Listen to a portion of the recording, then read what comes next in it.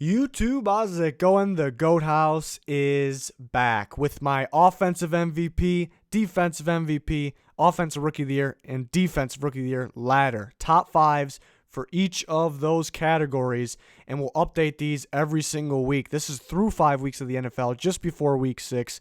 Again, update them every week. We'll see how it changes, who makes their way into these lists, who rises to the top, and we'll see who my picks are at the end of the year. Also, at the end of this video, we'll talk about the Goat House's players of the week from week 5. We'll also throw that into this video every single week. Right before we get started, we got extra content available on our Patreon. You see my score predictions here on YouTube. You can get Junior's score predictions, so you kind of compare. Those are on Patreon. If you sign up for that tier, you get plenty more. Updated playoff predictions every single week. I update those every week. And same with my 2020 NFL mock drafts. Every single week, updated order, updated prospects on the Patreon. Plenty more, too, not just that. For more info, go to patreon.com/thegoathouse. Link towards the top of the description. We're also trying to get 40K. Support has been awesome lately, so I appreciate all you guys out there. If you don't subscribe, please do so. We got you covered every single day, all year long, not just in season here for NFL, college football. Go ahead and click that like button. Check us out on Twitter as well. Let's talk about MVP. So far through 5 weeks, I still got Patrick Mahomes as my MVP. And then we'll talk about each of these, but I'll give you the rundown. Patrick Mahomes is 1. Christian McCaffrey is number 2, the running back from the Carolina Panthers. Number 3 is the Minnesota Vikings running back Dalvin Cook. Number 4, the quarterback of the Seattle Seahawks, Russell Wilson. And 5 is Michael Thomas, the wide receiver of the New Orleans Saints. Number 1, Patrick Mahomes. I think people kind of died down on Mahomes just because of one loss against the Colts where he didn't really play bad. He didn't play good, or he didn't play great, I should say.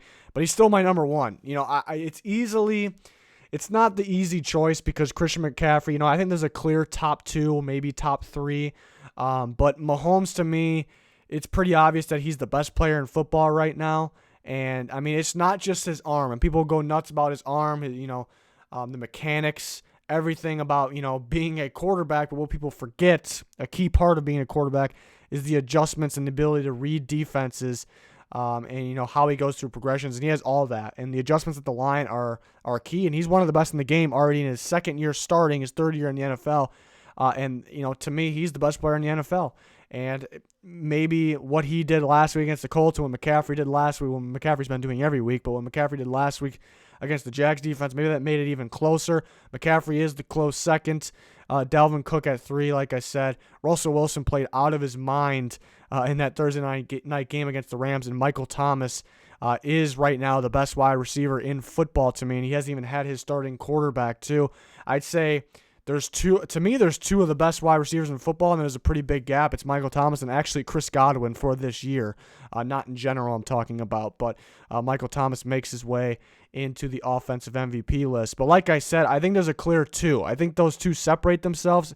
Dalvin Cook, I guess, is not too far off, but what I mean by that is you take Patrick Mahomes away from the Chiefs, you got a really bad team. You take Christian McCaffrey away from the Panthers, you got a really bad team. He's carrying the load for the Panthers as a running back, and Dalvin Cook's really carrying the Vikings too. You take that running game away, it's pretty bad. I still, I don't know if they're a terrible team if you take them away. It looks like they found a gem with Alexander Madison too, but he obviously is not Dalvin Cook. But yeah, I just think is a good group of guys here. We'll see if they shift around. I think they will over as the year comes. But really, the number one and number 2 spot, that's going to be tough to take those guys down here. But got some guys knocking on the door, so it should be interesting. Let's talk about the defense of MVP for me. And I got Shaquille Barrett at 1 right now. We'll see if he stays up there. He's got off to a really good start in terms of just production all around. For me, it's not all about the stats, but this happens to be a guy that's towards the top in stats. People are going to go run and look at how many sacks each of these guys got. That's just how it is these days. And it's not just about that. Obviously, sacks are pretty key, but I'm looking for pressure, QB hits, and anything else. Forced fumbles, pass deflections, if they get an interception. But my favorite, in terms of pass rushers is what's not going to show up on the stat box, most of the stat sheets, which is pressures and QB hits. Those are key. Shaquille Barrett's filled all those boxes that I just listed. the key stats that everyone can go see, but plenty more too. And Khalil Mack's, a great example of maybe not, he's not really on par with Shaquille Barrett in terms of stats. In terms of forced fumbles, yeah, he's been key. Those have been game-changing forced fumbles, game-deciding forced fumbles, but he also brings the pressure, which doesn't really equal the sacks right now, but he gets a lot of pressure, a lot of QB hits. He just has such a presence. He has such a presence for the Bears, the rest of the Bears defenders. You see just the next guy up having to step in because of injuries, and they're playing good. And I think it's just because the presence of Khalil Mack. He makes everyone around him better. He takes on double teams, even triple teams, and that just makes everyone better. So Khalil Mack's presence puts him at number 2 mainly. Luke Kuechly at 3, pretty similar. He's not going to light up the stat. I think he's up there in terms of tackles. I'm not a huge fan of the tackle stat. Obviously, if it's good if you're getting tackles, but I'm not going to put somebody at the top just because of the tackles. But he's just such a presence. He's the leader of this defense, who is quite the turnaround this year. The Panthers actually have one of the better defenses in football right now. It's quite impressive. And Luke Kuechly is just holding everything down there in the middle, run game, pass game, everything. He gets involved in everything, and he's dominant. Absolutely dominant right now. It's been quite the battle between Luke Kuechly and Bobby Wagner over the last few years. Who's the best middle linebacker? Because it was kind of Kuechly for a while, and 2 years ago, Bobby Wagner, got his foot in the door there. And I always, the last 2 years, I'd give it to Bobby Wagner actually. But right now, Bobby Wagner's playing great right now. But I'd give it to Luke Kuechly. Obviously, you can tell by my rankings here. Stephon Gilmore at number 4. A dominant corner, the best corner in the game for this year so far, and then kind of in general, you can argue him too, along with maybe Jalen Ramsey or Patrick Peterson, but so far this year, no question, Stephon Gilmore. He's a do-it-all corner. He's got everything. You got some guys that are technicians. You got some guys that are just super athletic. You got some guys that can attack the ball very well. Some guys read the receivers very well. Some guys read the quarterback very well. It's rare, and that's why it's rare to see a really good corner. It's hard to develop them. It's rare to see a guy have all of it with instincts on top of it, and Gilmore has everything. He has everything. Maybe he's not the most athletic guy. There's definitely more athletic guys, but everything, he has it. We see the instincts. You see him read the quarterback and the receiver at the same time, see him attack the ball, a lockdown corner, a playmaking corner at the same time. Got to love it because it's such a hard position to play. He comes in at number 4. And number 5, it's pretty tough. There's quite a few pass rushers left still. I went with Za'Darius Smith, another guy that really is not complete. He's got good stats, but not lighting up the stat sheet. Even his teammate Preston Smith might be a little better in terms of the stats, but I like Za'Darius Smith a lot. His presence, but mainly what's really not going to show up, the pressure and the QB hits. This guy is all over the place and causing quarterbacks to make interesting decisions, to say the least. And this guy is dominant, and seems like we seen him get a lot better last year. I think he can continue to get better. That's what's scary. So Za'Darius Smith has been very impressive, along with his teammate Preston Smith. I just think, if you not going off the stats completely, even though they're pretty close, I think Za'Darius Smith's been better. It's tough leaving some guys off the defense MVP list. A couple more pass rush. Myles Garrett's got a bunch of sacks. Not all about just the sacks for me. Danielle Hunter's got the sacks, and he's got an insane amount of pressure. He's right there with Za'Darius Smith, top of the NFL in pressures. So guys like that have been really impressive. I mentioned Bobby Wagner as well. Not too many DBs right now. Really, it's just only Stephon Gilmore's the one I considered. Yeah, there's some other DBs, the usual DBs that are just balling out like they usually are. But for defensive MVP right now, these are my guys. And the guys I mentioned, too, are very close. But Shaquille Barrett, let's see if he can hold that. I bet that's something that people are doubting, maybe even myself a little bit. He's super impressive. He's finally get the playing time he deserves. Let's see if he can keep it up. Every year it seems like we see a guy towards the top in pressure, sacks, QB hits right now. And maybe it fades away a little bit. We see that a lot. So, let's see if Barrett can keep it up. Be quite impressive. He's already super impressive, but let's see if he can keep it up. They're supposed to get Jason Pierre-Paul back too, so let's see if that affects it at all either. So a lot of good battles on the defensive category. Offense was pretty clear cut with my 5 there. The defense, there's a couple more guys that I mentioned that you really can argue in here. Talking about offensive rookie of the year. Josh Jacobs is pretty much clearly at the top. A lot of people like Gardner Minshew. Very impressive what he's able to do. 6th-round pick, just getting thrown in there. Very impressive. I want to see a little more. I want to see more of all these guys. But Josh Jacobs has been, the best rookie for me so far, best offensive rookie. I think I've been more impressed with the defensive rookies. It was a defensive draft class, and we'll talk about the list of guys that we can consider for defense in just a second. But Josh Jacobs, we see his last performance against the Bears, against the Bears defense, is super impressive. But Minshew, just super impressive with that guy, how he's able to get thrown in there and do what he's done. This pocket presence is the most impressive part. Being able to move. Step up, even with no pressure, just step up in the pocket and throw it, knowing when he should run, when he should throw, when he needs to throw on the run, roll outside the pocket. But when he's under pressure, the ability to move around in and out of the pocket to the side, just ridiculous. So that's the most impressive part. So there's a clear top two. There's a big gap after the two. Then you got Kyler Murray. 4 touchdowns, 4 interceptions. Wish he can get a little more going, but he's been dominant running the ball too. And he's just still learning this NFL game while he doesn't have the best offensive line, which he's used to from Oklahoma. So he's been impressive, got better last week too. And then a group of receivers here at 4 or 5, Terry McLaurin and Marquise Brown. Pretty similar in terms of stats. I actually think Hollywood's a little better. But I think McLaurin is actually more important right at the moment for the Redskins team. I think he's more of a presence, honestly. That's crazy because the Redskins don't even have a win. But I think if you take McLaurin away from that team, that's by far their best receiver, and he's been impressive. And that's crazy, knowing that he wasn't, like Marquise Brown, a top pick. And then you got Hollywood Brown there. That's been pretty darn good too. And then you have, you can throw a list of guys in here too. You have A.J. Brown from the Tennessee Titans, been pretty dominant. I think their best player on offense almost this year. So he was strongly considered.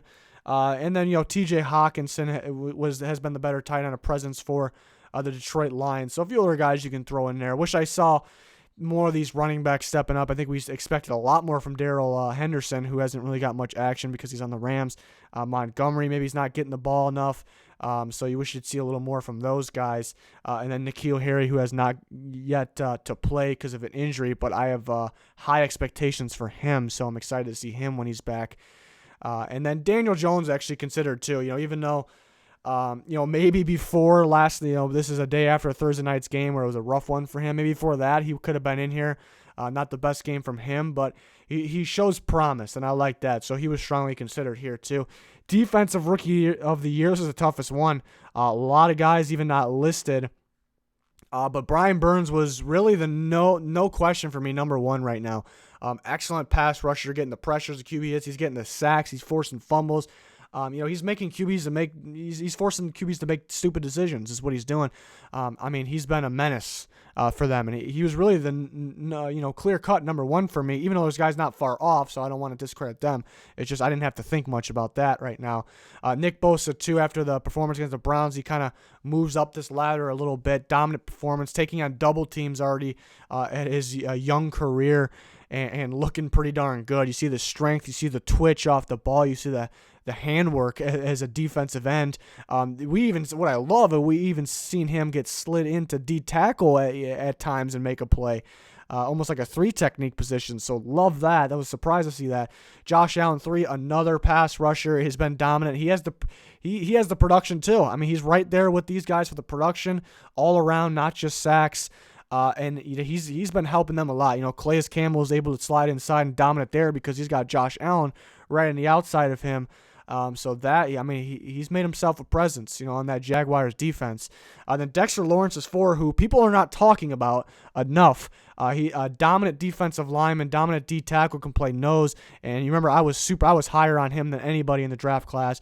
Why? If you watch my draft coverage, the reason is because I said he was already an elite run stopper, already a high-level run stopper, elite as a prospect, and he's shown that, and we knew that was going to happen. The reason why he wasn't that high on people's boards, nowhere near as high as I had him well in the top 10. I actually had all these guys you see here on the top 10, so I'm feeling pretty good about that. But Dexter Lawrence, people say he didn't have a bunch of sacks. Freshman year he had quite a few sacks. That was it. I saw potential. He was able to get after the quarterback but not get the sacks. People just go look at the stats too much, and I say as soon as he gets in the NFL program, he's going to be able to work on that because he doesn't really need to work on his run-stopping ability at all. And here we go. He's already getting more pressure and more sacks, more production than he did the last couple years at Clemson. Super impressive, Dexter Lawrence. And then Devin Bush pretty much does it all. He isn't getting a bunch of sacks. Well, he's a linebacker, but isn't, lighting it up really anywhere on the stat sheet in one specific category, but all across the board, he's doing it, racking up tackles. He's very good in coverage, very good in blitzes. And it's tough not leaving a guy like Chase Winovich in here, who actually has more sacks than anybody by 0.5. The reason he's not in here is because, a lot of these guys, it's not about the stats for me too, not just about the sacks.